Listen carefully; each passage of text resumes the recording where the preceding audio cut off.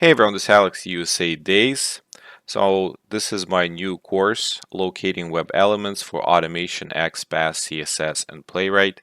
Now, if you don't know who I am, just search online, but I pretty much have a bunch of different courses on quality assurance. I've been a quality assurance engineer for 10 plus years. I've been hands-on manual tester, full stack QA engineer, automation engineer, QA manager, many different positions in different industries for doing quality assurance. Now, this course, why I decided to create this one? Well, one of the most common struggles that the new automation engineers have is trying to find good locators, how to interact with elements, what to pick, how to make sure that they stay stable, which one to use. If you never worked with HTML, if you don't know how to go through the DOM, for you it might be a little bit scary. So you start an automation, now you have to automate things and you really don't know where to start. Aside from picking the tool, you also need to understand the part, how do you get proper locators? So this course is designed just for that. I'm going to give you a good solid foundation to understand XPath, CSS, and Playwright locators. What is the difference, when to use what? Now, the roadmap for this course, we're going to have different modules, but pretty much module 1 is going to be Introduction to Locators. Module 2 will be HTML structure and tags. Module 3 will be Elements Selection Strategies. Module 4 CSS Selectors. Module 5 XPath Selectors. Module 6 Advanced XPath Techniques. Module 7 CSS versus XPath. Module 8 Playwright Locators, Module 9 Tools for Locators, and the last one, 10 Practical Tips and Next Steps. Okay, so this is the roadmap ahead for this course, and let's get started. Hey everyone, this is Alex USA Days, and we continue locating web elements for automation course. We're going to learn about XPath, CSS, and Playwright Locators. Today we're going to do Introduction to Locators. As you can see, this is the first module. Here we're going to get introduced to the locators and what they are. So what are locators? A locator is the way to identify elements on a web page. Locators are essentially strategies or methods used to find and interact with web elements, such as buttons, text fields, links, drop-down menus, and checkboxes. They serve as instructions for automation tools like Playwright, Selenium, and Cypress, enabling them to accurately target and manipulate elements during test execution. Locators play a crucial role in web automation as they allow scripts to perform various actions, such as clicking a button, entering text, selecting options from a dropdown, or verifying whether an element is visible on the page. Automation tools offer multiple types of locators, including CSS selectors, XPath, ID, class name, and text-based locators. Choosing the right locator is critical for creating stable tests, as poorly chosen locators can lead to brittle tests that fail due to minor changes in the web page's structure. So what we're going to do now is, using Chrome, we'll navigate to the internet.herokuapp.com/login and explore some of the locators ourselves. We're going to open DevTools and type into console XPath locator, and we're going to type a CSS locator. All right, let's get into it. Okay, so here we are at the login for the internet.heroku.com/login.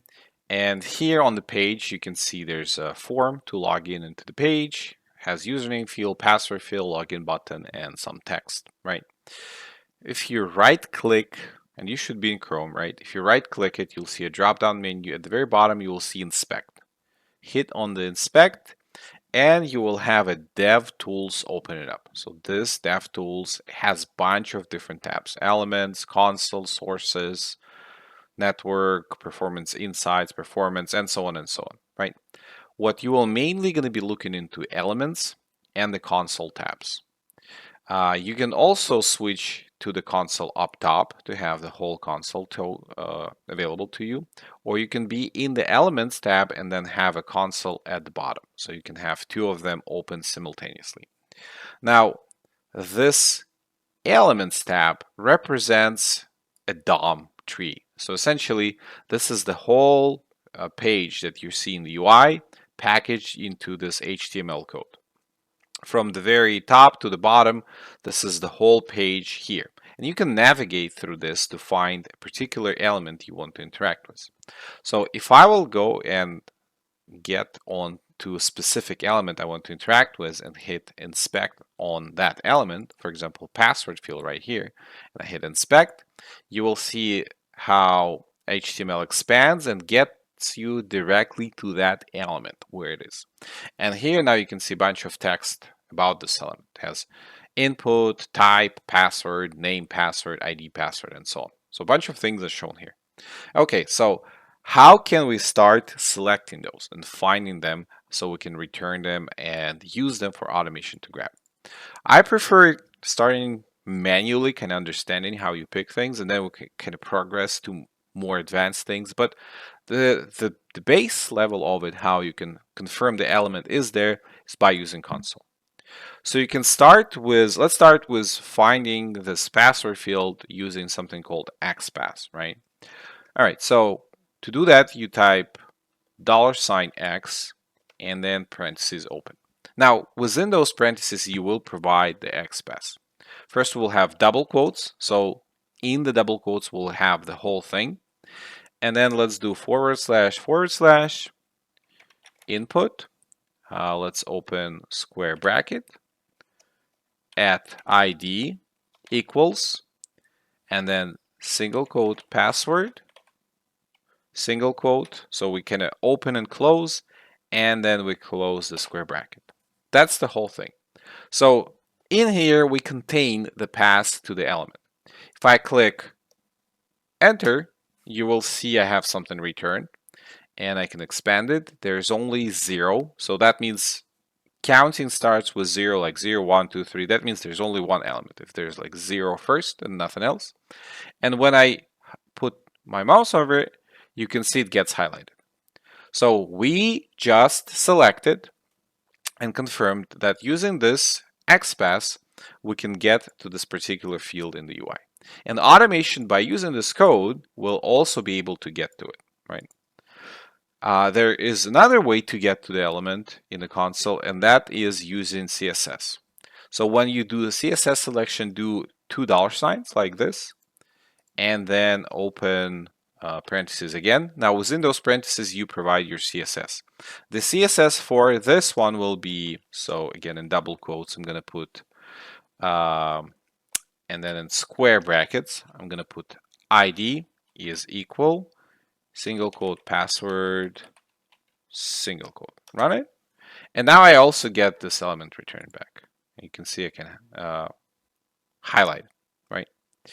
One more way to get the same element again using CSS, if I can go directly to the ID shortcut. So to this guy right here, ID equals password, just shortcut for it. So that will be hashtag password, right? And it highlights it again. You can see it's highlighted. IDs should be unique. So when you use hash and password, that it means that you expect there's going to be only one element that contains that specific ID. So you'll get to that particular element, and that element will be returned to you. Okay, so this is a quick example on how you can reach the same element using different methods. Directly by XPath, by CSS using attribute and value, or by CSS using ID specifically, right? Okay, and if you click on this circle with a / inside of it, right here, it will clear the console, or Control L. So hit on it, and we're gonna have no more code inside the console. The console is clear. Now let's also find the username field the same way we did with the password. So like right click it, inspect, and you see it gets highlighted in the elements. And here we have in the HTML, we have input type equals text, name is equal to username, and ID is equal to the username. So let's find it by using name, username right here, using XPath. So we're going to do $X, parentheses, and double quotes, open and close. Then within those double quotes, we're going to say //. So we search through the whole thing. We're going to say The tag is input. Now we're going to open square brackets, and then we will say name is equal, and then here in single quotes we're going to say username. All right. Okay. So what did we forget? We forgot at symbol. At name equal username. Now, if I will expand it and then hover over the first field here, the one with 0 in it, we can see this username field gets highlighted. Okay, perfect. So we found the element using XPath and going directly into this name equal username, right? Okay, let's do this with CSS. But now we're going to use the short version. So we're going to use $, open parentheses, double quotes, open and close. And then within those double quotes, I'm just going to do ID. How we can do the shortcut for ID. So hashtag and do username. Press enter. We have a response. Let's expand it. And right here, it is highlighted. Perfect, we found it. Okay, let's clear out the console again and right click on the login button. Okay, so over here, we have different bunch of things. So there's a text within the button says login. There is class radius and type submit, some information about the element. So how can we find it now? So, well, probably let's try it by type. So with XPath, let's do, again, $X, open parentheses, within parentheses, let's do double quotes, and now let's do / button, right? Then square brackets. Within those square brackets, we're going to say at type equals, and then in quotes, single quotes here, equals submit. And let's hit enter. We have a button return, and we see it's been highlighted. Okay, that is perfect. All right, what else we have here? Well, we have for class, for CSS, can use class, we have radius. Let's see what happens if we're going to use radius. So $, open parentheses, double quotes, do dot. So that highlights that we're looking for a specific class, and then type radius. Let's press enter. And again, we have the button being returned. Okay, so those are the two main methods you can use to search for particular elements. So CSS versus XPath. We're going to focus on them as we go through the course. And then later on, we're going to also add Playwright Locators. So you'll have a good arsenal of different locators you can use, different ways how you can reach an element. Why is it important to have this knowledge? Well, if your website changes a lot, if the structure of it changes, some things might get moved around. And if you have locators that were generated by different tools, or maybe that not robust in general, as soon as something gets updated, your automation is going to crash because your automation is not going to be able to find the elements to interact with anymore. So the whole purpose of having stable locator is if anything gets changed on the web page, your automation can still find the element, it can still reach it and click on it if that element exists, right? And if it was removed, then it will not be able to interact with it and the test will fail regardless. Yeah, so the idea behind what we're doing is practicing on finding good stable locators, understanding how to find them. We're going to learn about HTML structure. We're going to learn more about XPath and CSS, Playwright Locators, what is the difference between them, which one you should use. So by the end of the course, you should be able to open a web page, find a stable locator, and then when you start working on automation, you will be able to use the skills to find the best ones that you will be using for your automation to stay stable. Okay. All right. So hopefully this is helpful. It was Alex USA Days. Thank you for watching, and I'll see you in the next video. Bye. Hey everyone, this is Alex USA Days, and we're continuing with locating web elements for automation, XPath, CSS, and Playwright. In this video, we're going to talk about HTML structure and tags. So this is module 2, and after HTML structure and tags, we're going to talk about element selection strategies. HTML stands for Hypertext Markup Language, and it is the standard language for creating web pages. It structures content on the web using tags and elements. HTML is arranged in hierarchical tree structure. So here's a very simple HTML example. It starts with document type HTML, then you have HTML tag that contains the whole page. Then you have a head tag that contains the title. This text you're going to see in the tab in the web browser. And then it has a body tag, and within the body tag you have multiple other tags, which is the main content of the web page, like H1 for the hello world text, P for a paragraph, welcome to my first page text, and A for a link. When you click on the text, it will lead you to that link. So the HTML element is everything from the start tag to the end tag. So there's a tag, there's a content that goes inside, and then there's a closing tag. More detailed example of HTML element structure looks like this. So you'll have a tag name, an opening tag. Within the tag name, within the opening tag, you will have attributes. Sometimes you will have multiple attributes, or most of the time you'll have multiple attributes. For example, you can have a class, and that will be an attribute name. And that attribute will contain a certain parameter, like primary, for example. Then the start tag closes, and then you have the content that will be inside of that element. And then after the content is done, you will have end tag, or a closing tag essentially. So there's a start tag, an end tag, and affected content inside. And the whole thing from the start to end is the HTML element.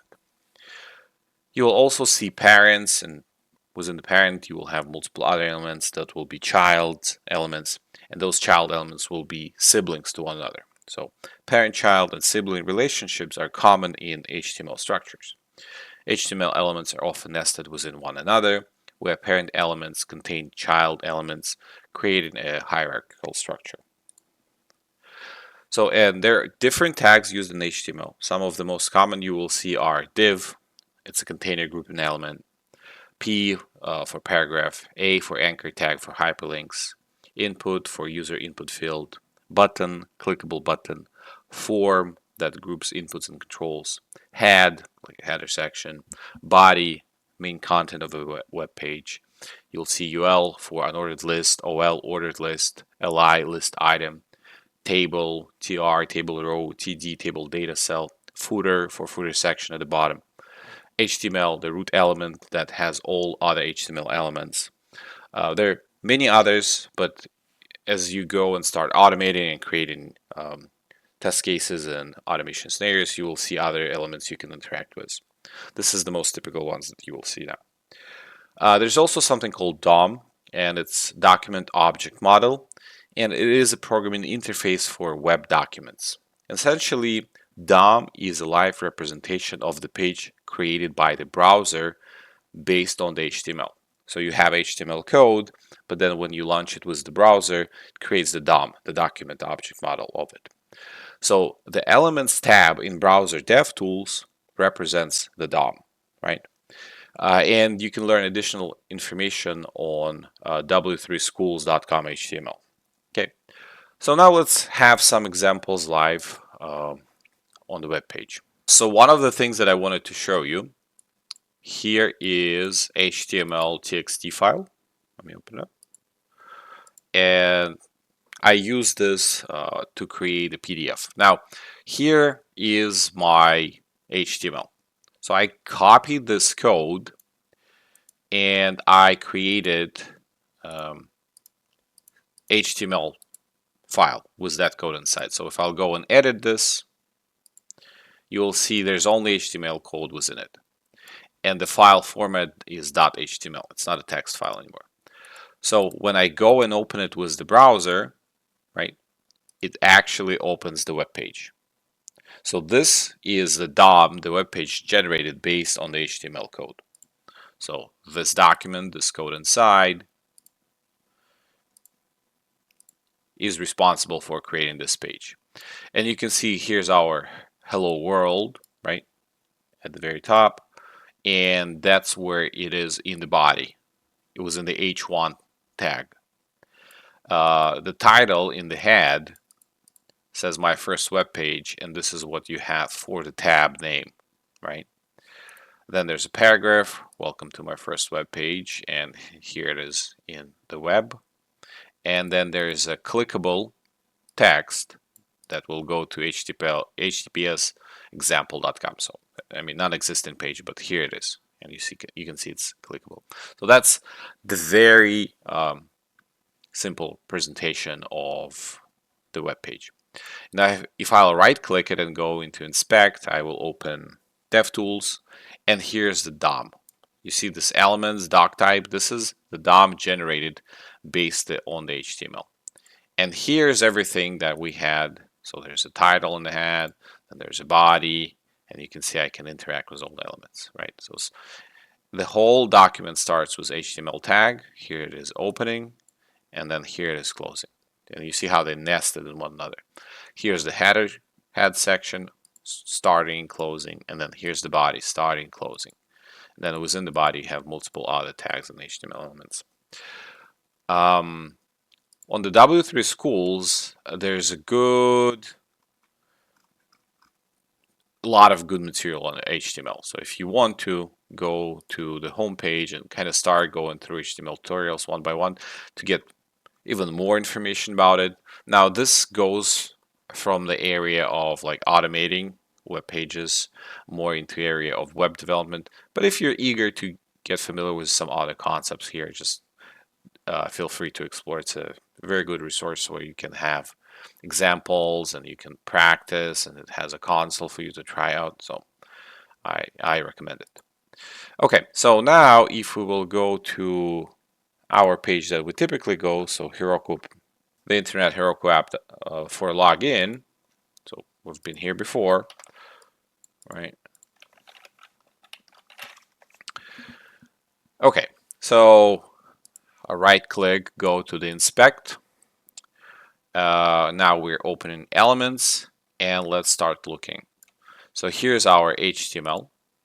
Starts here, you can see, and it closes here.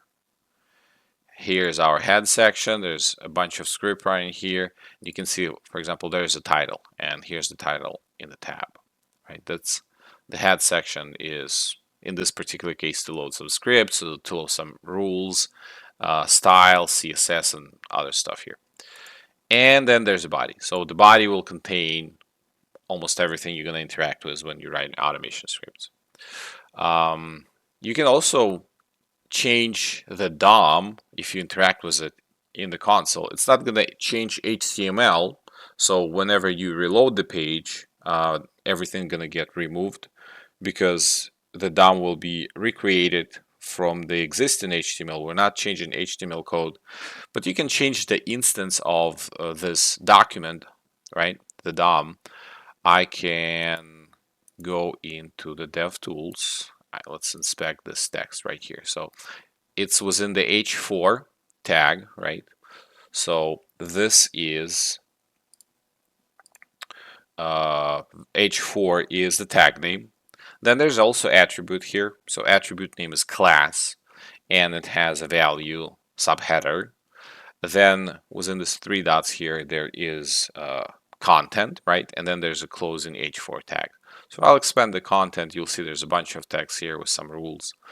I can say, I can delete this, and I can say something else. I can delete all of it actually. So from the start to finish, I'm gonna delete it all. And what I'm gonna say here, this is Alex USA Days. talking about DOM and HTML, right? So I'm gonna update this text and I'm gonna update the document. Hit enter. I have to delete the Tom Smith part. Okay, and you can see the text got updated in the page. So this is the instance of the DOM that is being shown right now. Again, if I will reload the page, it will go and grab the HTML existing behind the scenes, and it will reload the new DOM, and all of this is going to be gone. So if I'll just go and reload, you can see the text changed back. Now, when you will be working with automation, you will be interacting with the page, opening up the DevTools, and then going through the DOM looking for a good elements to interact with. Something that is stable, something you can grab, store, and then automation will use it in order to reach to certain elements. Like for example, if again we go and inspect username field, and you can see it's specifically, so we can see there's a form, right? And form is opening here, you expand it and it closes. And then within that form, we have a bunch of divs. There's one div, and we know that div is a container tag, right? That will have some other div and some other div. So here in the second div, so that would be, this form is the parent, this is a child, then here we have another div child, and here we have two elements. Those two tags now, there are siblings. So this label has text for the field, right over the field, the username text, right? This is label text for the field, right? And you can see how it changes the text right here. And then here's another element, and it says input. So this tag expects some input text. So if you want to interact using automation with this element, with this input field, you can grab it by its unique attribute and attribute value. So that could be name, attribute name, and the username is the value. Most likely you want to use ID because it's common to have unique IDs for elements. So the ID is the attribute name, and then ID equals the username here is the attribute value. So you'll grab this, and then you'll tell automation, hey, can you type something in this field? You will grab it by the ID. This ID will be used by the automation. Then the automation will go into the field and type the text that you wanted to type, right? So that is, in a nutshell, how the whole thing is going to work, and introduction to the HTML and tags. So hopefully it's helpful. This was Alex USA Days, and I will see you in the next video. Hey everyone, this is Alex USA Days, and we continue with locating web elements for automation, XPath, CSS, and Playwright. So today we're going to talk about element selection strategies. It is module 3, and before we dive into more specific selectors like XPath or CSS, I just want to talk about generic strategies when looking for locators for your automation. So there are various ways to locate elements on a web page. When working in a team, there's often an established standard for element selection. Your primary task is to follow those practices commonly used in your company. Now, if no standards exist, you can apply the following approaches. You can start with using the element IDs, for example, hashtag username. Ideally, web elements your automation interacts with should have unique IDs. A unique ID also supports accessibility standards. If, for whatever reason, you have multiple IDs that are the same in your web page, that means most likely it's going to fail accessibility testing. If no unique IDs are available for your elements, you can ask to add a test ID or add them yourself. This is your second best after the IDs are missing. You can specifically create IDs to interact with the elements for your automation.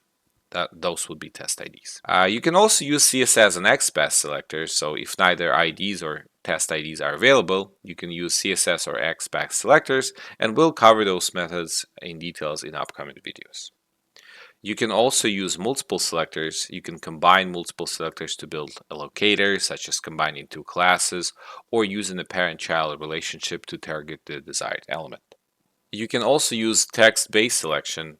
Sometimes you can select elements based on their text. However, be cautious with this method if your app supports multiple languages or if text content frequently changes on the web page. This can break the locator's stability. You can also use Playwright-specific selectors. So in this course, we'll explore Playwright-specific selectors designed for interacting with visible elements.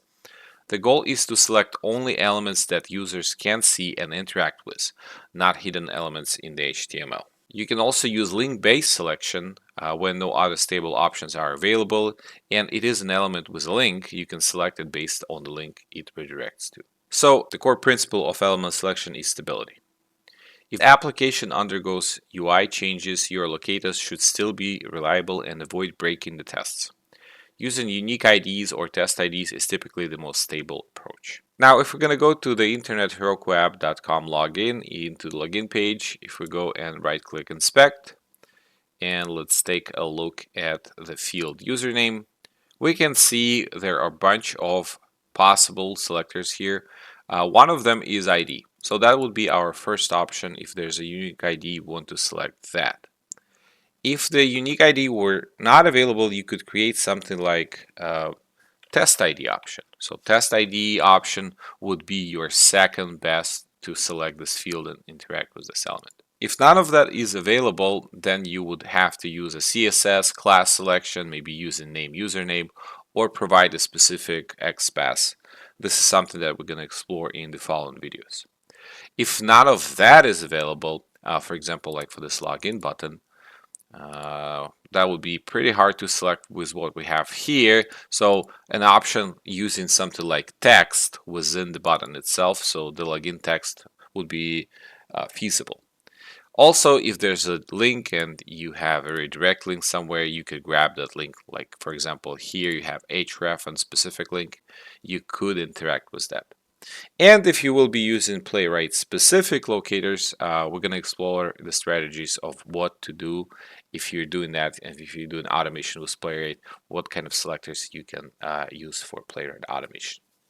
Okay, so hopefully this was helpful. This was Alex USA Days, and I will see you in the next video. Bye. Hey everyone, this is Alex USA Days, and we're continuing locating web elements for automation using Xpath, CSS, and Playwright. Okay, so today we're going to talk about CSS Selectors. It is module 4. Once we're done with CSS Selectors, we're going to move to Xpath Selectors. Now, what are CSS Selectors? So CSS Selector is a pattern used to select and style specific elements in an HTML. It is most commonly used in to apply styles like color, fonts, layouts to web elements. So CSS is used by web developers essentially to style your pages.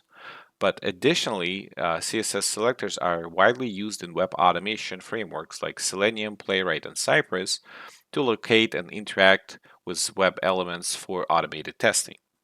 We're going to go through the most common used CSS selectors in automation, first in the slides and then with the examples on the page.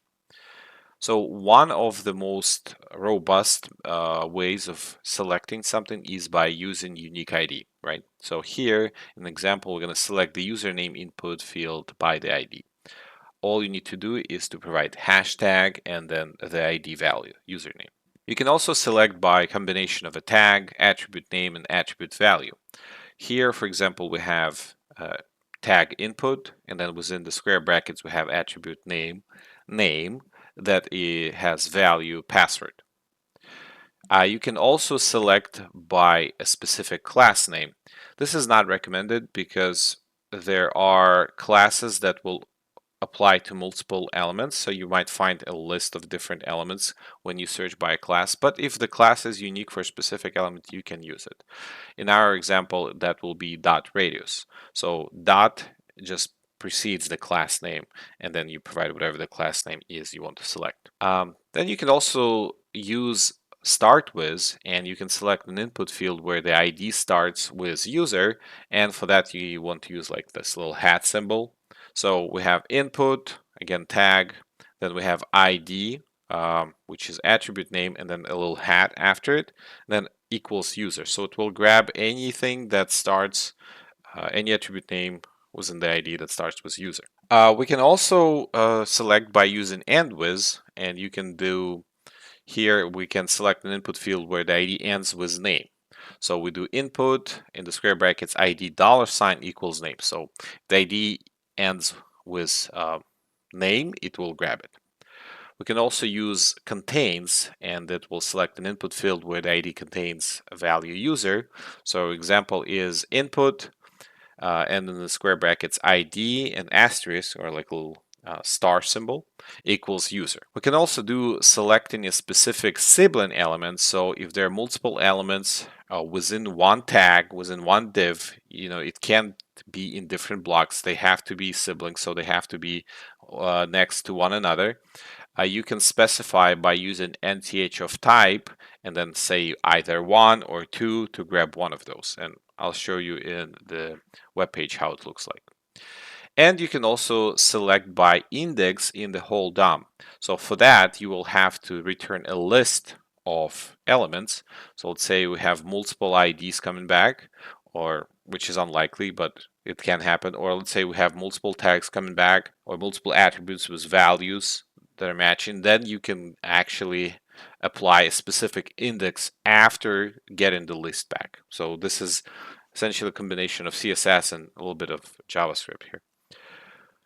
And when you use CSS selectors in Playwright, it will look something like this. You'll have your selector method, so await page.locator, and then within the locator itself, you will just provide your selector. So in our case, input, in the square brackets, name is equal to password. And then here we also have method click, so it will go and click into that field, right? You can have more details and see in the Playwright documentation, but we're also going to have some additional Playwright material when selecting elements using Playwright. Okay, so now let's go ahead and look at all this in the actual web page. Okay, so here we are at the internetherokuapp.com login. Let's do right-click inspect, and here we have our DevTools open with all the elements. So you can use either this console, or if you want to see the elements also getting highlighted inside here in the DOM, you can use console at the bottom.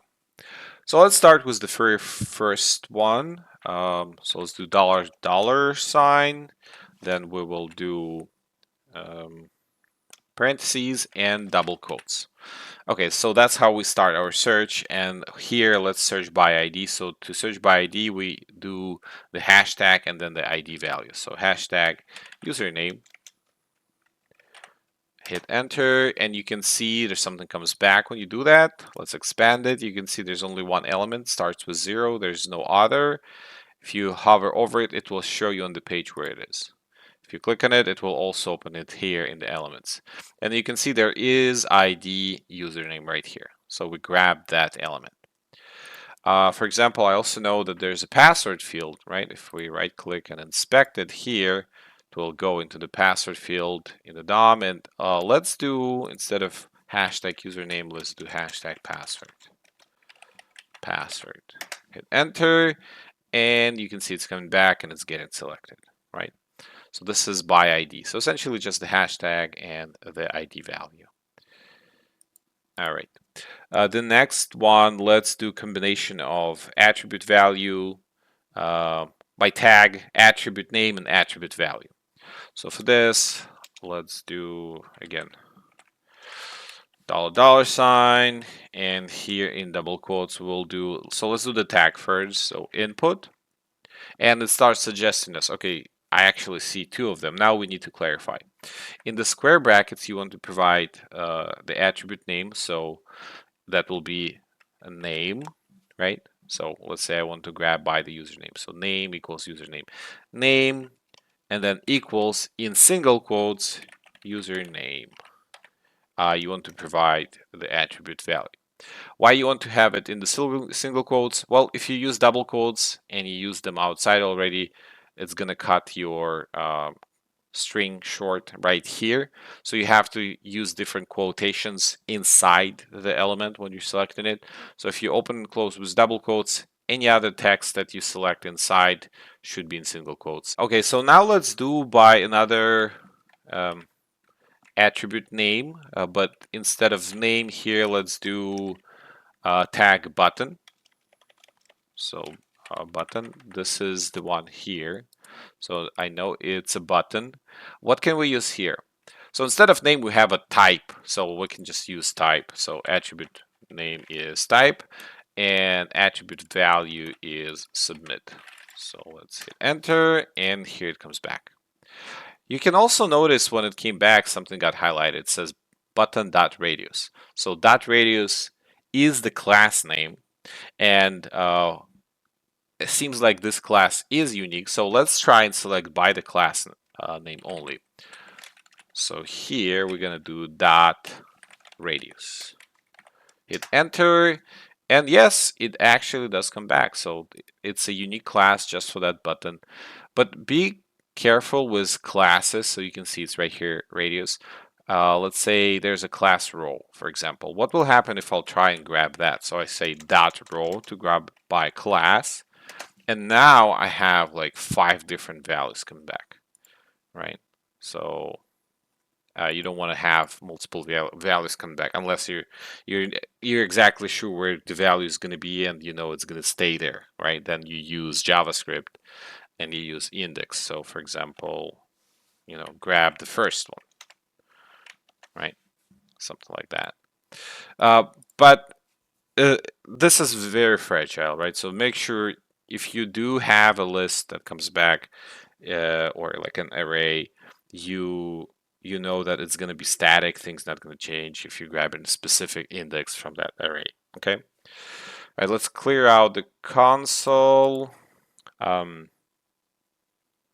so let's do now when we have attribute value starting with something, right? So let's do input and then ID, a little hat symbol, equals, and in single quotes, we'll say user.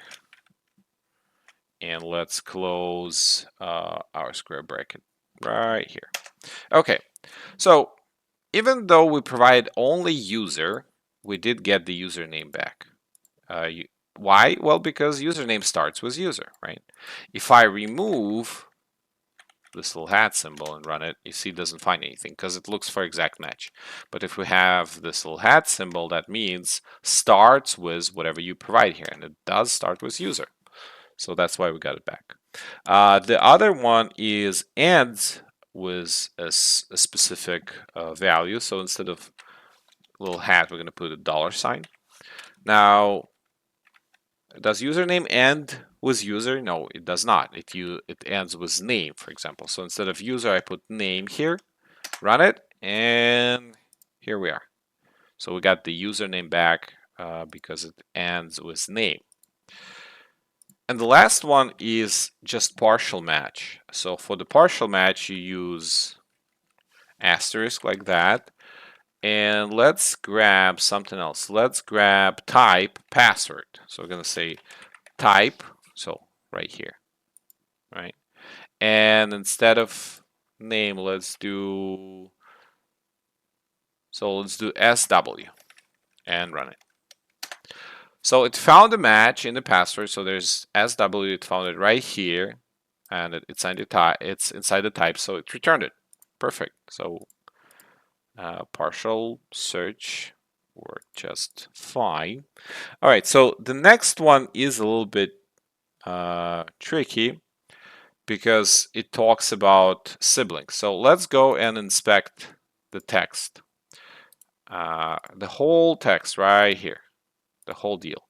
You see the text has couple tags inside that provide a different styling for the text itself. So Tom Smith is in italic and super secret password, right?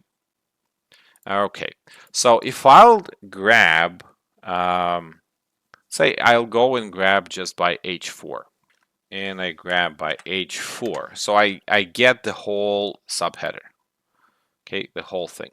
Okay, so let's do H4, and then I do EM. Now I have two EMs coming back, right? They are siblings. So if you have siblings that, again, under one tag can't be inside two different tags, they have to be inside one single tag, then you can start using pseudo class. So nth of type like this, and then provide which one do you want. Do you want the first one? That would be, in our case, Tom Smith. Or you want the second one, and that will be the super secret password. So I can't stress it enough. It has to be inside one tag. They have to be siblings, right? If you have something like, let's say, was input, let's say form, and then input. So we have username and password coming back, right? You see they're here. But if we look into the actual form and we look inside to find them, to find the input, so you see one input is inside this first div inside the row, and then you go all the way in it, another row here. So you go one div, another div, and then you go into input. It's inside the form, but it's nested in two divs. Same with this input for password. It's also inside the form, but it also nested in two divs. So they're not siblings. They're not next to one another. They're different elements. If you use nth of type here, it will grab both of them because it will just grab any first element in the form. So it grabs two of them. So nth1 grabs this input, and then it grabs this input because both of them are the first nth types in its own div, right? Separate div. So I mean, I know it's a little bit confusing, but just remember, if you use nth of type, make sure that they are under one div or under one tag. Otherwise, you'll have a problem. So if I'll try to grab the second one here, it will not going to work. There's no second sibling in any of those inputs. When you have something like this, when you have the whole DOM and you need to select a specific element in the DOM, so here I just ran form input without nth type, and it returned both of them again. So here you can use some JavaScript and just provide index, right? So let me clear this out. So form input, and then here you just put, do you want the 0, 1, which means the first one because JavaScript counting starts with 0. However, the pseudo class in CSS starts with 1, so there's a difference, right? If you provide 0 here, it's not going to find anything. So pseudo class counting in CSS starts with 1, but any programming starts counting with 0. So if you're grabbing by array, so you return here an array form input has two elements in the array that were found. You want to grab the first one, then you put 0, right? Again, because now we're using JavaScript here to count, grab the first element in the array. And if you want to grab the second one, you use 1. Okay, I know this is a little bit tricky, so you have to kind of type it out a couple times to understand the difference. But just to highlight here, if it's within the same tag, and they're next to one another. They're not nested. They're siblings. And then you can use pseudo class and th of type. If it's just an array that's coming back and it just brings you all of the matching elements in the DOM, they're not siblings, then you can use JavaScript index 0, 1, 2, 3, and so on to grab the one that you need. In general, though, if you use CSS, just try to stick to stable locators. Ideally, you want to use IDs that are unique. If ID is not available, then your next best bet would be a combination of an attribute, a tag name, and attribute value. Okay. All right. So hopefully this helps. This was Alex USA Days, and I'll see you in the next video. Bye bye. Hey everyone, this is Alex USA Days, and we're continuing locating web elements for automation, XPath, CSS, and Playwright. So today we're going to talk about XPath Selectors, and we're in Module 5. The next module, we're going to use some advanced XPath techniques. Okay, so what is XPath, right? XPath stands for XML Path Language, and it's a powerful query language used for navigating and selecting nodes from an XML or HTML document. It allows you to locate specific elements, attributes, or text within a structured document by defining paths. So some of the XPath basics, right? We have nodes, and nodes is where you start in your selection. 1/ will select from the root node, so from the very top of the document, starting with the HTML, right? 2/ will select nodes anywhere in the document, so this is what you're going to be using the most of the time. If you use dot, this will select the current node, and if you use double dots, it will select the parent of the current node. You also can use predicates to filter nodes. So for example, 2/diff and then 1 will select the first diff element. You can use for 2/diff at id equals header. This will select div element with an id attribute equal to header. The attributes, so not like CSS, you don't have any special shortcuts like hashtag, ID name, or dot class, nothing like that. Everything that you provide in XPath will be used with at symbol for any attribute name, right? So class, ID, link, anything. So for example, 2/ at class will select all class attributes in the document. 2/ at href will select all tags A or all A elements with an href attribute. You can also use wildcards, so an asterisk will match any element. At asterisk will match any attribute.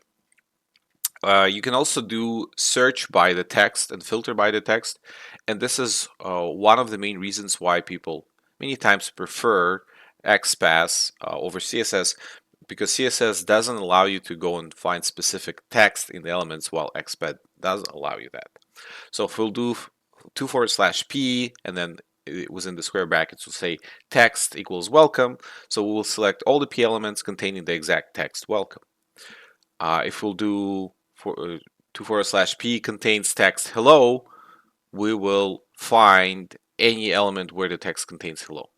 So without the contain, it will actually going to be exact match, right? Welcome. With the contain, it will be anywhere where you have that part of the text that you provided. And one of the main things that you want to remember this, so there's absolute and then there's relative XPath. Absolute XPath is very fragile. You will rarely use absolute XPath. You can create an absolute XPath for any element in your DOM. The problem is that as soon as the HTML changes, things move, there's a high chance your XPath is going to break. So instead of absolute, you will be using the relative one. So you will start with 2/, then you will provide a tag, then you will provide at attribute name, and then within the equal, you will provide attribute value. After the equal, you will provide the attribute value. Right? So here's some examples. So here is absolute XPath. So essentially, following absolute XPath, is like following to folder directory by directory from the root, and it's rarely used since it's easy to break, right? So we have here how we navigated to this username, right? So here's our absolute XPath. First, we went to the HTML. So that's the start of our DOM. Then from the HTML, we went inside the body. Inside the body, we selected div tool. Then we got inside another div, then inside another div. Then finally, we got here into the form. Then we got to another div. Then we got to another div. And then finally, we got to the input tag. So you can see how any change in the structure of the DOM will break this, right?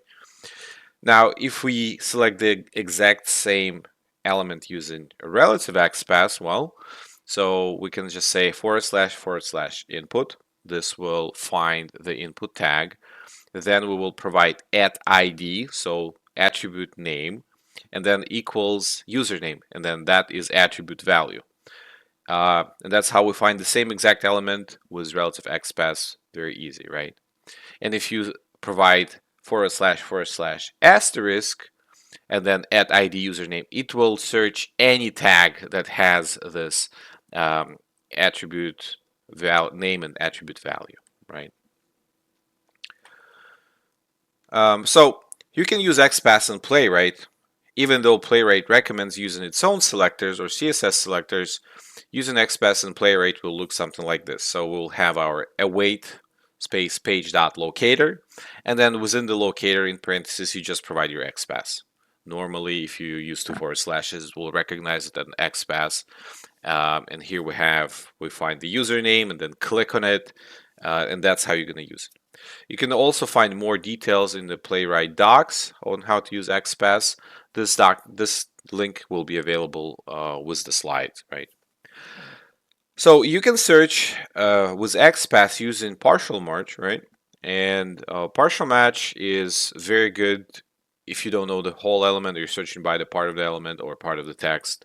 So you can do by partial attribute value, for example, // asterisk in square brackets, you say contains, and then within the parentheses you say @id, so that would be attribute name, and then user would be attribute value. So if you find an ID that contains user, it will be returned. You can use partial search by text content, so the same idea. You can use // asterisk, so we're going to search across all of the tags, and then you say contains text and then username. So anything that has text, username will be returned. You can use contains on multiple attributes. For example, you want to have multiple conditions, and only if those conditions are met, you'll get your locator back. So you can say // input, so tag input that contains attribute name ID and attribute value user, and within the same square brackets, you'll say contains @name user. So also you're looking for that element to have attribute name and attribute value user within this attribute name. You can do by exact text match if you're just searching by text for example, // I, that's the tag, right? And then in square brackets you have text equals space login. In herokuapp.com login, there's a login button and it has an extra space right before the text that you don't see in the UI, but it shows in HTML. So if you don't have that space in your exact match, it's not going to find the element. And I will show you this in a second. And you can select specific element by using index. So pretty much the same thing how we did with CSS. When you provide index after the selection of your element, it returns you multiple elements. You can use index 0, index 1, and so on to select a specific one. All right, so now let's go and try some of them out on the web page. Okay, so here we are in the internet herokuapp.com login. Right-click inspect. So here we get into the dev tools, and here we have elements, and at the bottom we have console. So to start looking for XPath selectors, you start with $X, and you have parentheses, and here we have double quotes inside the parentheses. So let's start searching by ID. Now remember, in CSS we have hashtag and the ID. nothing like that works in XPath. Any attribute name, you have to do at. So you start with a tag first. For example, we say input. That is our tag. And immediately the tag, it finds both of the tags. So there's input username and input password. Then after you're done with your tag in the square brackets, you start providing attribute name and attribute value. So the attribute name, if we look into the username field here, the attribute name is ID. So we're searching by ID, but there's no more hashtag. It's just at ID. Any attribute name, you just say at and the attribute name. So at ID and then equals, and inside the single quotes here, we will say username, right? And then it will grab this ID username in the input tag right here. So exactly the same thing, right? Just a little bit different syntax. Something that we were selecting and doing before with CSS is just a different way to type it out. So 2 forward slashes, search across the whole DOM for an input tag, and it found one, and then that input tag should have attribute name ID. Here it is. That attribute name ID should have an attribute value username. Here it is, right?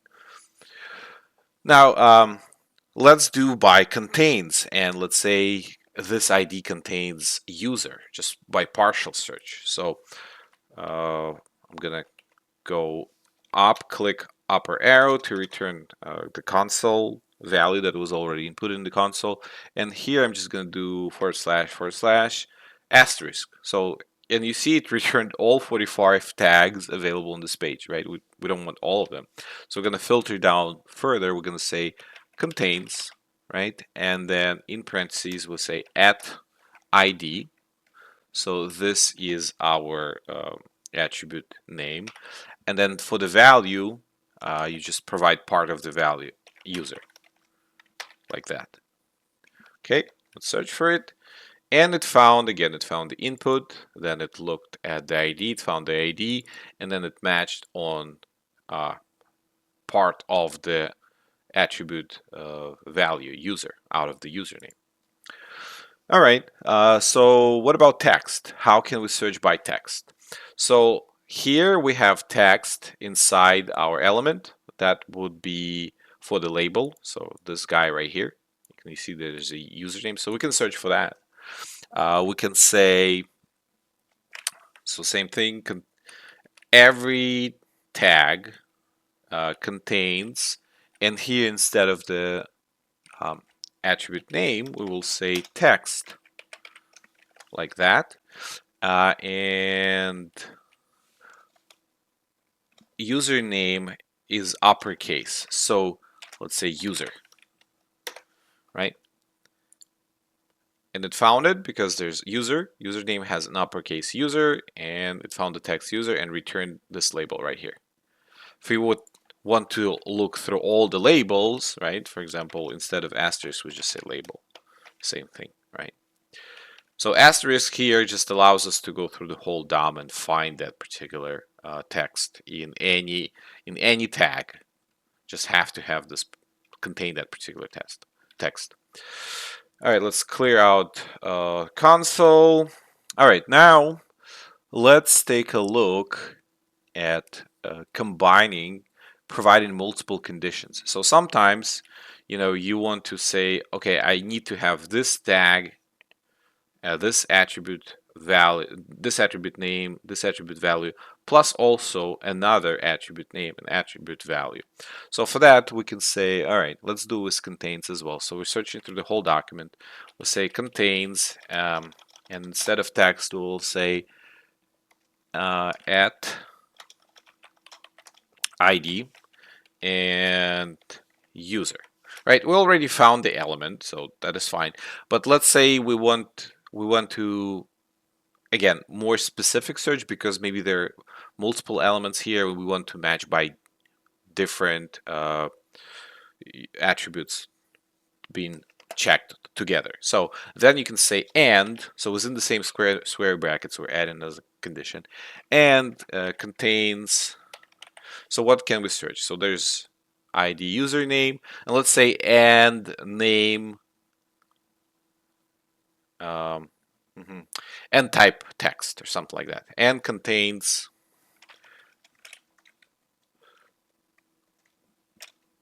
so we'll say at type and let's do instead of text X because it's, text contains X, right? Something like that. Search for it, and here we have it. So we matched on X for the type, and we matched on user for the ID, right? If you want the complete full match, you just say, username, and like text, right? Okay, clearing this out. So now let's search by an exact text. So something that I was talking about, if you right click, inspect on the login button, let's open it up, you see there's a little space here, right? Okay, so how can I do that? How can I search for that? So let's remove all that stuff. Back to going through all of the tags here. So I found 45 tags. Say text, and then without contains, just say equal, and then the value that you want to provide. So in our case, it's login, right? And see, there's no match. Well, why there's no match? Because we're doing exact match here. We don't do contains. We're actually looking for a very specific match, and you see there's like a little extra space. So in order to make it work, for it to show up, you actually need to add the space right here. So now if you search for it, this button comes up. We'll search by very exact text, how it is stored in the HTML here. Okay. And the last one is by index. So for example, if we search for, let's say, we're looking for a form, right? And within the form we have, within the form we have multiple inputs. So 2 forward slashes, and we'll say input. Okay, so now when I run this, I have two values coming back. There's username, and then there's password. So I can say, okay, give me the first one. Give me the first, and then I'll just get the username. And if I'll say give me the second, remember the counting starts from the 0 here for the indexes. So if you say 1, it will give you the second, will be the password. So 0 is the first, 1 is the second, right? Yeah. So that's it. I think this is like the most common stuff that you're going to be using for the Xpath selectors. It's like very powerful. Now we're going to add some additionals in the next video, a little bit more complex selectors, a little bit more combination, some things that you might use occasionally if you get to a very complex selector that you need to use. But generally speaking, all of this that we showed right now for the XPath should be enough. Okay, for the most part when you're creating your locators. All right, so this was Alex You Say Days. Hopefully this was helpful. Thank you very much, and bye-bye. Hey everyone, this is Alex You Say Days, and we're continuing with locating web elements for automation, XPath, CSS, and Playwright. So today we're going to talk about some advanced XPath techniques. This is module 6, and after that we're going to do module 7, where we talk about the core difference between CSS and XPath. Okay, so advanced XPath, right? So we can add more selections and have a better selections if we use some of the advanced techniques. For example, we can do chaining of attributes, selectors in XPath, prevent selecting unintended elements by combining conditions. So here, for example, we're going to grab input, tag input with attribute name ID and attribute value username. So we're going to search for that first, and then within that we're going to find attribute name type with attribute value text. So we have two different conditions here, and we will only get element back when both conditions are met. Then we can use starts with function, and then if you're looking for an attribute value that starts with specific text, we can use that. For example, we can search for username attribute name that will start with user. We can also use not equal to, so let's say we're looking for a specific element that doesn't have a particular class. In this case, we're returning an element that doesn't have button, btn. So exclamation marks equal, that means not equal to. Nesting predicates refine element selection based on the presence of specific descendants or attributes regardless of depths.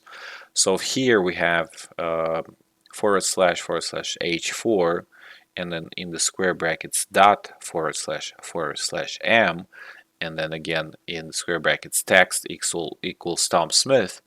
So what this search will do, it will search for element em, element name em with text Tom Smith, and doesn't matter how deep inside h4 it's located. It might be nested inside multiple divs multiple times, but it will find it, doesn't matter how deep it is. Now if we want to look for an immediate child, so the very next element after h4 will be em, then we just don't use any dot or /, right? The next couple examples, they might be a little bit confusing, but still I'm going to show you the difference as we go into the actual web page. But first one is a complex XPath combining conditions. So here we start by searching for tag form, then we find attribute name ID with attribute value login. So we did a global search and we found that particular element. Then we start searching, so there's another condition. We're looking for a button inside, and then we're looking for element for tag I inside, and then we're saying that this I has to contain text login, and this will select the button with the text login for us. So it will match direct text content of element I, right? And then even though button searches for all button elements, because we use 2 /, it is still doing additional search within the form, because form search of the form is a precondition for searching of the button, right? It will find the form first and then it will look for the button. If we wouldn't have the form before the button will be searched across the whole DOM. And the next example is going to be a little bit different. Even though it looks similar, we're going to have different outcomes. So here's a complex XPath combining condition with nested matching text. Here we're going to search again for form ID equals login. We will find that. Then we will start a search within this particular node. So it's not going to go search across the whole DOM. Dot // means I want to find button within the form. We're not going to look anywhere else. And then it says contains dot login, and then it has a condition that there should be a button that will contain text login. Now the outcome of this search will be different. We're not going to get to the text login itself, but we're going to make sure that we return a form that contains that text. So essentially it will return matching conditions of the form of the result. We're still going to get the form but not the text. So let me show you this in the website, how it looks, and you can practice a little bit with me as well.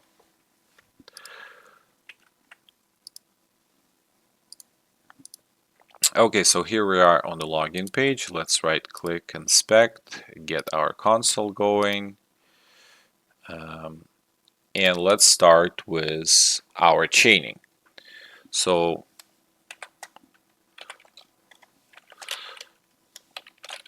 for the chaining, again, let's search for input. That's our tag. Then inside that tag, we're going to say add ID equals, and in single quotes, username, right? In our particular case, it is going to find it already. But let's say if we had multiple usernames, input usernames with ID username, we could narrow down it by providing another condition. So next to it in the square brackets, again, we're going to find another condition. So at type should be equal to text, like this. So now it will only return if both of the conditions are met. Let's say instead of type text here,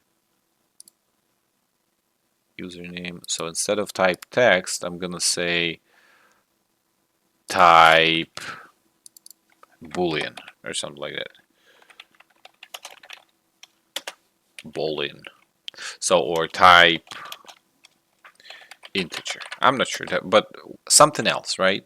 So now the condition is no longer matching, we're not getting back the response. So by chaining like that, you can have a very specific result returned. You add multiple conditions. When all of the conditions are met, then you will get your locator back. The next one is starts with function. So let me delete that. So let's say we want to find with a specific start of the text. So // and then asterisk. So we're going to search across the whole DOM for everything, every element that will match this.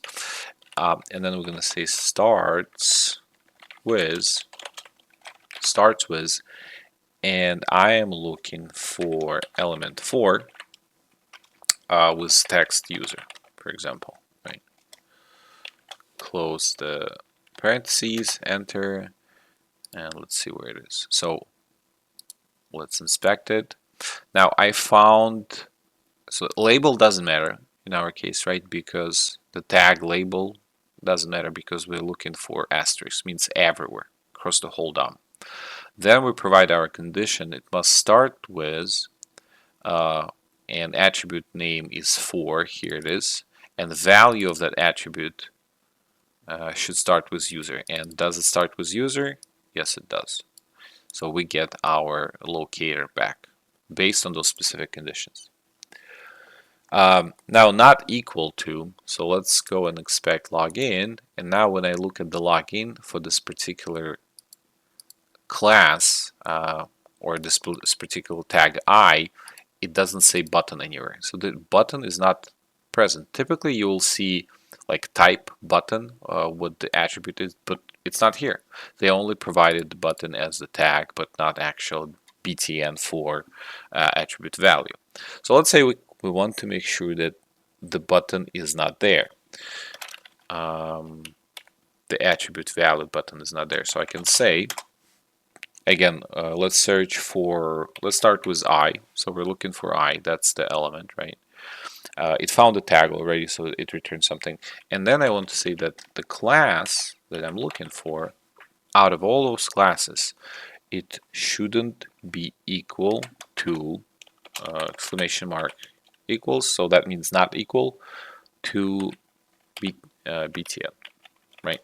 So I'm specifically saying that this element shouldn't have class button, even though it has a parent that has tag button, but has nothing to do with that particular search.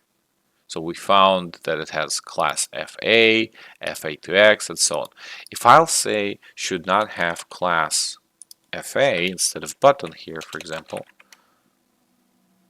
FA and class is not equal. So let's grab the whole thing because it's looking for an exact match. So okay, so now because I provided the whole thing that is present, then it doesn't return it. So it has multiple classes, FA, FA2, so has to be an exact match, not equal to exactly the whole thing that was in the class. Now it's not showing. If it is a little bit different, then it will still grab it. So it has to be exactly not equal as what you have within the attribute. All right, let's clear this out. The next one, let's do nesting predicates. So we're going to refine element selection based on the presence of specific descendants or attributes, regardless of depth. So we're going to go and inspect this text right here, and we have Tom Smith, right? So if I'll search, let's delete this. So I will search for H4, right? And it finds the whole subheader. And now I want to be very specific. I want to say that let's search within H4, and doesn't matter how far in. We're going to search for tag M, and that's right here. And the text I'm looking for within that tag is Tom Smith. So text equals Tom Smith. Okay, so and it finds it. Now, if I had this within another div, for whatever reason, I would like put it inside another container. Say div. Maybe it's gonna, or like put it within a paragraph, like that, and have it like that, right? So it's inside the paragraph. Search for it, still find it. So this dot // will do a deep search, regardless of the depth. If I would do the same search, but I'm not going to provide // just say em exactly as a direct descendant, it's not going to find it, because now this em is not direct descendant of H4, but it's actually nested in the paragraph. If I go ahead and remove the paragraph,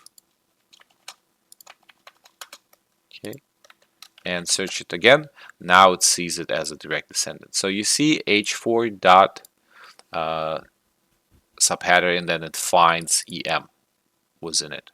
Now when it's a direct descendant, it finds. If it's nested, then it doesn't. So when you're looking for some text, doesn't matter how far deep inside of a specific tag that you already grabbed, just use dot // and then it will go and do a deep search. If you want to find a direct descendant, just use the tag that you're expecting to be there after your initial tag, right? Okay, so now let's talk about the complex combination of conditions. So the example that we had is we're going to find a form, and that form has ID, and that ID is equal to login. Okay, so here's the form login, and it found the whole thing. Now I start adding more conditions to it, so I'm gonna say it has to be a button, right? So button, or there has to be a button somewhere there inside, right? Because again, // it's a global search. However, we have a precondition, so it will look only in the form. So it has to be a button. Then we're saying, okay, not only a button, but there has to be element I, and then that element I should contain, so contains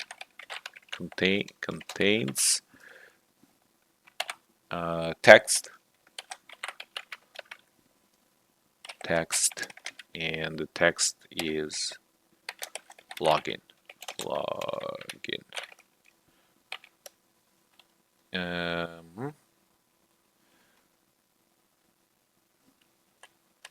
And we need to close. Here we open the text, and we need to close the text after login. All right, so as a result of this search, we got directly to text login that is within tag I. So there's the tag I, and there's the text login, and it contains text login. So it found this particular element and returned it. So we found the form first with ID login, then within the form we did the button, within the button we did the I, and then within the I we found the text and we returned the element. So we grabbed the text. Now if I'll do something like that, let's say I am combining now this with another with another element, I'm going to say dot // button. So again, it's instead of global search, it will look only within the form. And then I will say contains dot login. So it still finds that particular text. Let's see, form ID login, then button contains, forgot the S. All right, so it found the form, and then we're saying the form should have a button, a descended button, however deep, but should have a button. Does this form? Let's inspect it. Form. Yeah, form. So this is the form. Somewhere in the form there is a button, and then within the button it should contain text login, and here it is. So it found all that, but the actual end result of the search is just the form itself. So what's the difference here? Well, here we were diving down to the I into the text, and we're saying we want that particular text within the I. Here we're just saying we want the form, but there is a condition that form should contain text login. So we're just saying we're providing like an additional search for that form. You see only form is returned with all the details, all of that form, what's inside of it. Now, if I will say instead of contains login, it should contain logout and search for it. Now it doesn't find the form, right? So that search is more like a filter of the form that you want to have returned for that particular element than going directly and finding the text. Okay, so that's the main difference between two. Type it out, try and see it. So if you're looking for some nested text within an element, you use this approach, right? If you provide like a filter on what to return for a particular element, you use this approach. Okay, so this was Alex USA Days. Hopefully this was helpful. We're done with the XPath. Now we're going to compare and talk about XPath versus CSS, what's the difference, and move on to the Playwright Locators. All right. Thank you very much, and I'll see you in the next video. Hey everyone, this is Alex USA Days, and we're continuing locating web elements for automation, XPath, CSS, and Playwright. So today we're going to talk briefly about CSS versus XPath and which one we should use. Now this is module 7, and after that we're going to go into the Playwright Locators. So CSS Selectors and XPath are the two most commonly used strategies for locating elements in automation tools like Selenium and Playwright. Each has its own strengths, weaknesses, and appropriate use cases.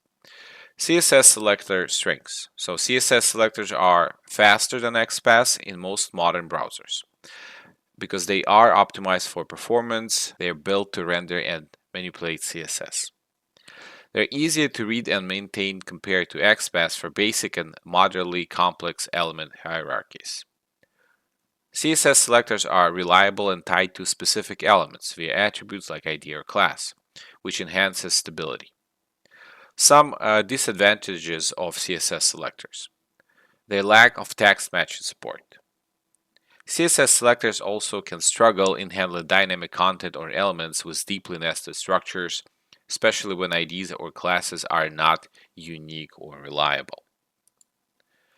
For the XPath, so XPath strengths are XPath supports text matching, enabling you to locate elements based on their visible text content using functions like text or contains. XPath can traverse in all directions in DOM, up, down, and sideways, allowing access to parent, ancestor, or sibling nodes, which is not possible with CSS selectors.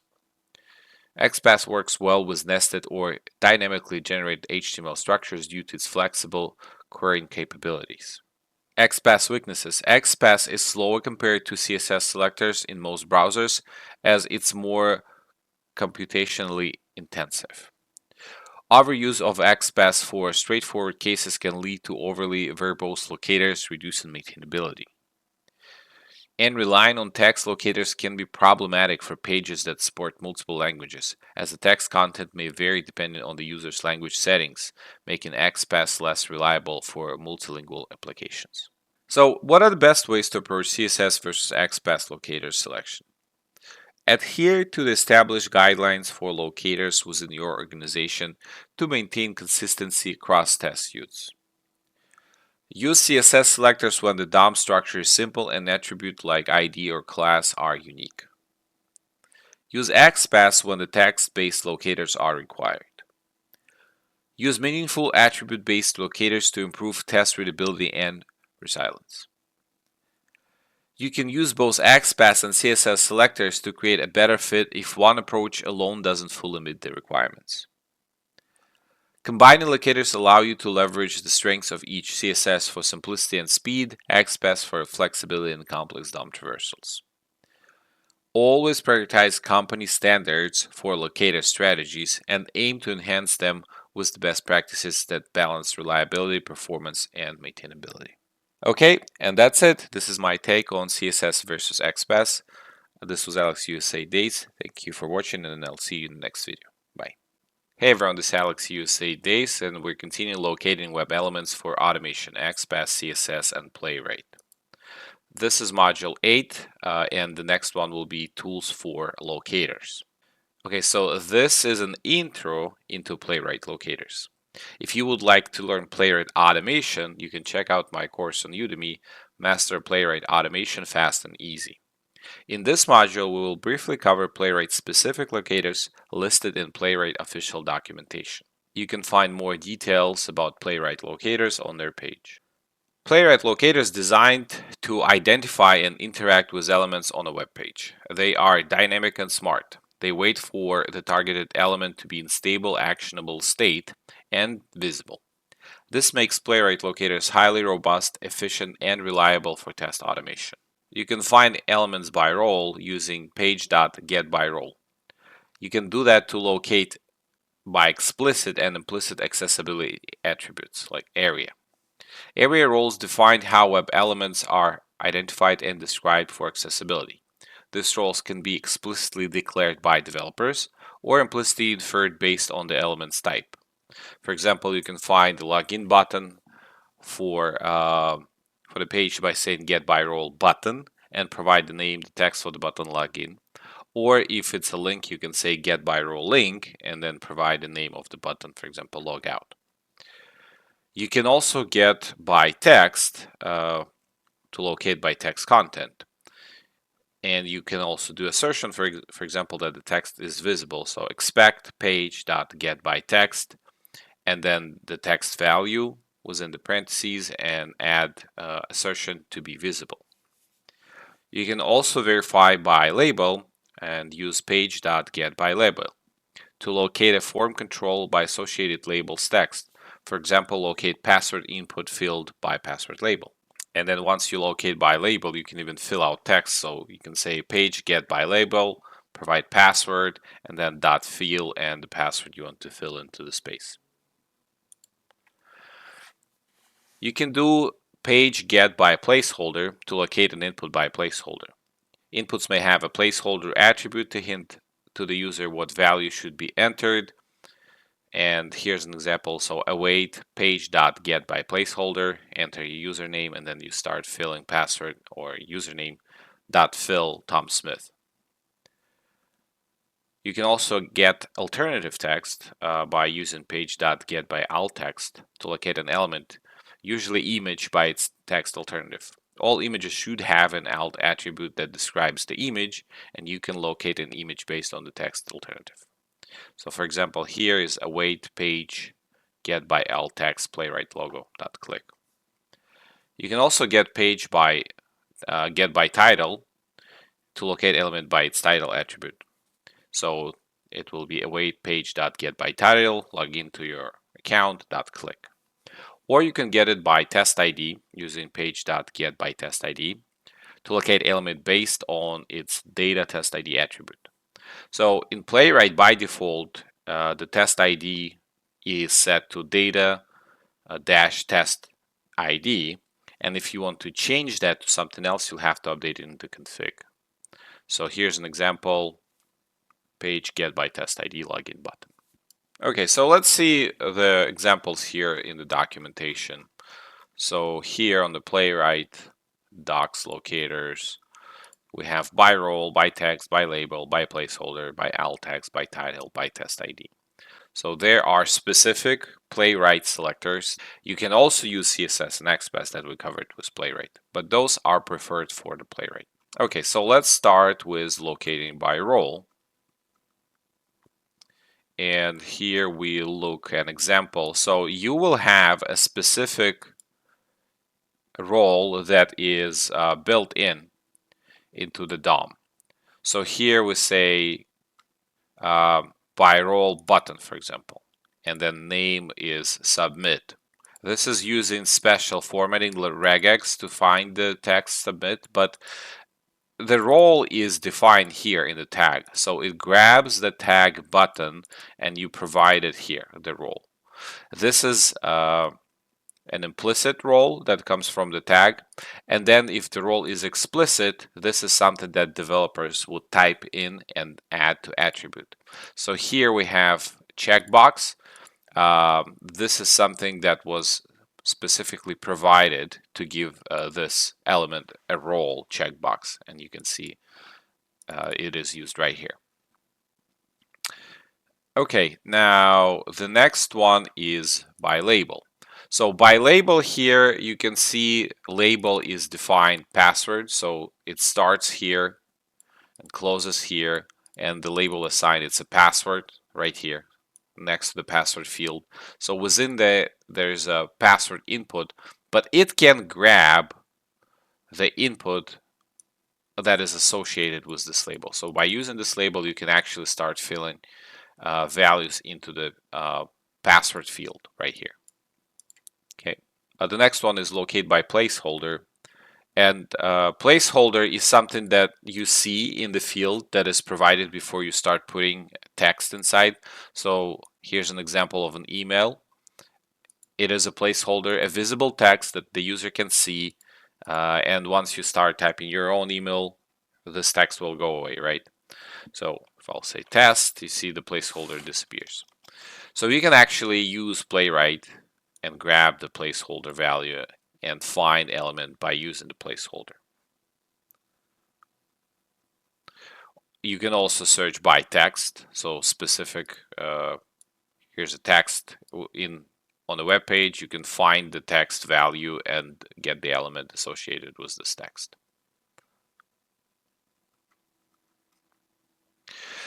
You can search by alternative text. So alternative text is something that is added to the description of images on the page. So here's an image of a Playwright logo, and within the HTML there is a description what this image is. It says alt Playwright logo, so you can use that as a selector by doing get by alt text and provide the text value.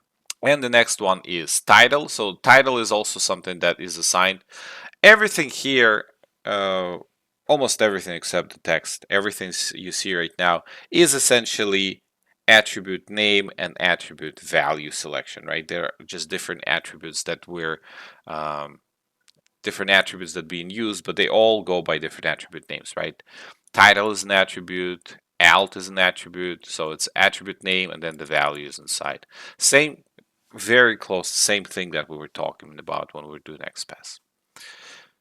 Okay, locate by title. So here's the title, issues count, and then there's a text, and we can go and find the title and then verify the text that is contained within.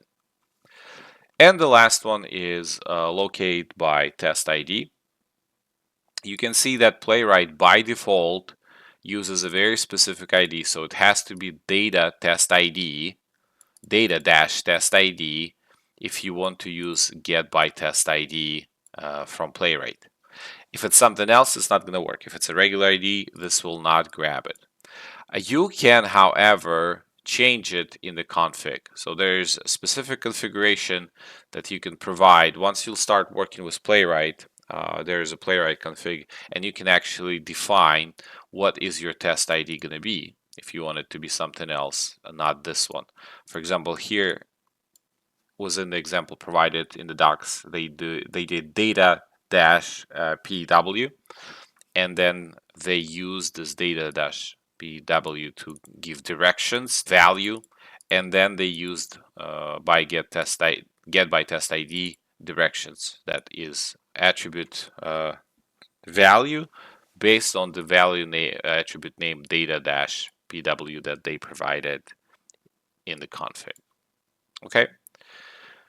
So hopefully this helps. Now, once you get your hands on the Playwright, what you should be using still is IDs by default, right? You can use XPath, you can use CSS, and preferably, if possible, if you have stable selectors that you can use based on the Playwright provided locators, you should also do that, right? Because they are recommended by Playwright, and they have built-in features for visibility, stability, and then they can help you build locators that are robust.